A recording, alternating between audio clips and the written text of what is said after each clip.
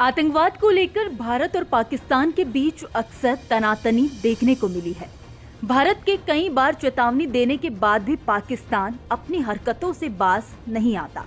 ऐसे में एक बार फिर आतंकवाद को लेकर पाकिस्तान को भारत की तरफ से बड़ा संदेश दिया गया है। भारत के विदेश मंत्री एस जयशंकर ने हाल ही में एक कार्यक्रम में आतंकवाद पर बोलते हुए कहा कि आतंकवाद को जवाब देने के लिए किसी नियम की जरूरत नहीं है।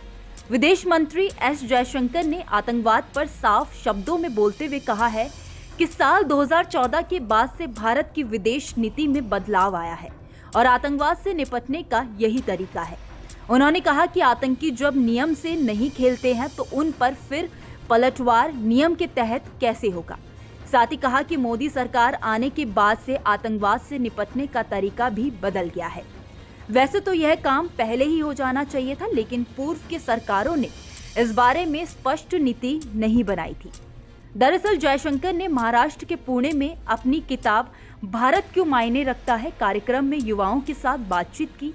इस दौरान उन्होंने कहा कि इस मामले में किसी भी तरह के नियमों का पालन तो होना ही नहीं चाहिए। उन्होंने कहा कि आतंकी जहां भी दिखे उन्हें मौका मिलते ही मार देना चाहिए।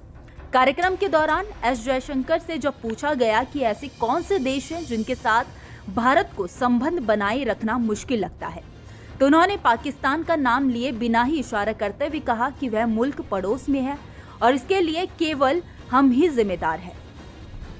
एस जयशंकर ने आगे कहा कि 1947 में पाकिस्तान ने कश्मीर पर हमला किया था।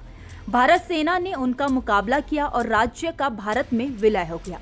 उन्होंने आगे कहा कि जब भारतीय सेना कार्रवाई कर रही थी तब हम रुक गए और संयुक्त राष्ट्र यानी कि यूएन में गए और हमलावरों को आतंकवादियों के बजाय कबायली घुसपैठिए बताया।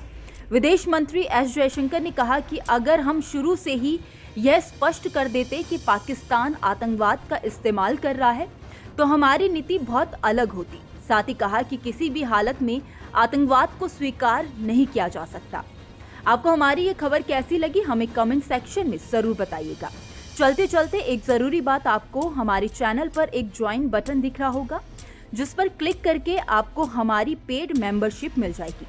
ज्यादा जानकारी आपको बटन पर क्लिक करके मिल जाएगी। तो देश और दुनिया की खबरों को जानने के लिए बने रहिए न्यूज़ नेशन के साथ।